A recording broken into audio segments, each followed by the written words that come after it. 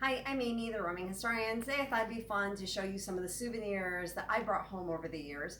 I think souvenirs are a great way to keep your travel alive, to be able to reflect upon your memories, and really just give yourself a gift that keeps on giving. And so I thought it'd be fun. I wrote about in my blog about what kind of souvenirs I look for, but it's nice to show people. So here I'm just gonna I've got some of them. One of the things I'd love to do, we own an Etsy shop. We have an Etsy shop. I don't think you really own an Etsy shop, but there we go. That's better, the glare.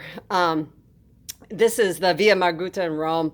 I saw this little Cinquecento, a Fiat 500, and I just fell absolutely in love with it. And so it was amazing. To you stumble across these little vignettes, like here's one we put on canvas of the Duomo in Florence, or this one here, golly, I loved this. Oh, the light, there we go. A little Vespa, and this was in the Trastevere area of Rome. And so those are awesome. Another thing that we did, this is so cool. Let me take you into my office really quickly. Um, we, there we go. Um, we had a photo shoot done back in 2019 with Daniele De Gregorio in Rome. What an amazing thing. We found him through Airbnb through their experiences. And, here's this fabulous photographer. And then we had a bunch of these prints. And so we have a lot of them around our house, especially in our areas that are, our personal areas.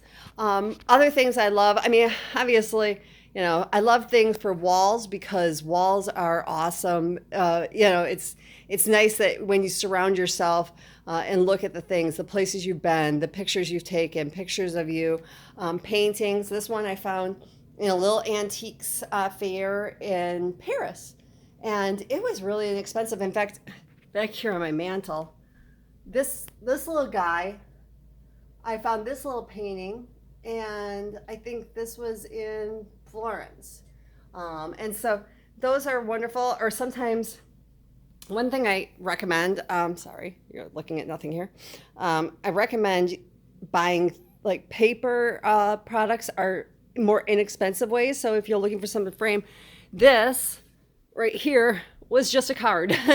A card by, in fact, it tells on the back of this bookmark, La Scuderia del Duca in Amalfi. And so they used to have paper mills in Amalfi, and you can actually hike back up into the hills and see them. And so I bought that beautiful bookmark. I love bookmarks. I buy a lot of those. And then I framed this print. I think it's cool to buy stationery and do things like that. I got this bookmark. This is from the Scuola del Cuoio, the School of Leather in Florence. In fact, I've gotten a lot of things from there. So it's a leather bookmark, if you can't tell. For instance, I got this bracelet. I got this little change purse.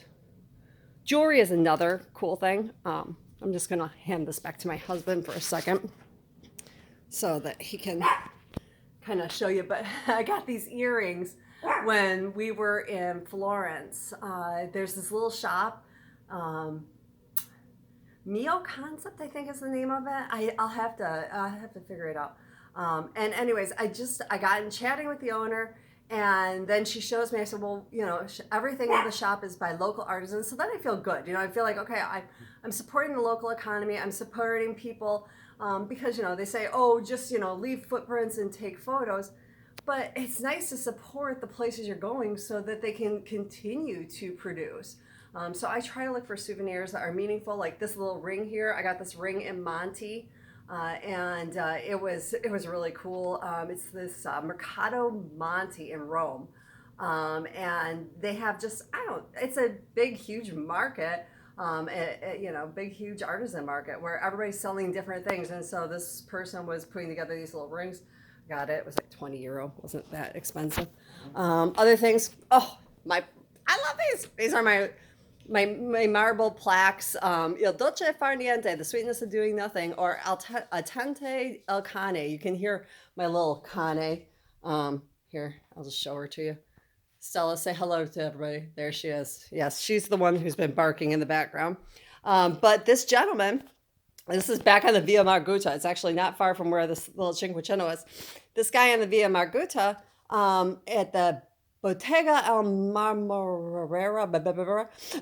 Anyways, he hand carves these, and so you can go into his shop. He has this tiny little shop, and there he is chiseling away and making things. Other things I highly recommend bringing home food. Spices are easy to transport, but Montefiorale, this olive oil is like the green god, and I had to bring that home. So, but also it's nice to kind of think about things that are easy to transport. So like little leather goods, like this little card holder that is handcrafted by an artisan, and it says in here, fatto a mano in Italia, made by hand in Italy. And so this little clock was made by hand. It's ceramic. And so that was this little magnet. Blub is an artist in Florence who recreates masterpieces, in this case Botticelli's Venus, and then paints them kind of like Banksy, just they pop up. And so at this Mio concept store in Florence, that the same thing, the woman said they decided to make magnets out of it. So it's a magnet. But and then beauty. I love to combine, my love for history with my souvenirs. So for instance, I often, every year, I will go to Santa Maria Novella in Florence. It's been around since 1612. And I might buy a cream or a toner or something. Another good thing is find a local boutique that's selling a local perfumer. This is Aquaflor in Florence. And so this is a special, they're a small niche boutique perfumer. And I love it because I come home with a scent that no one else has.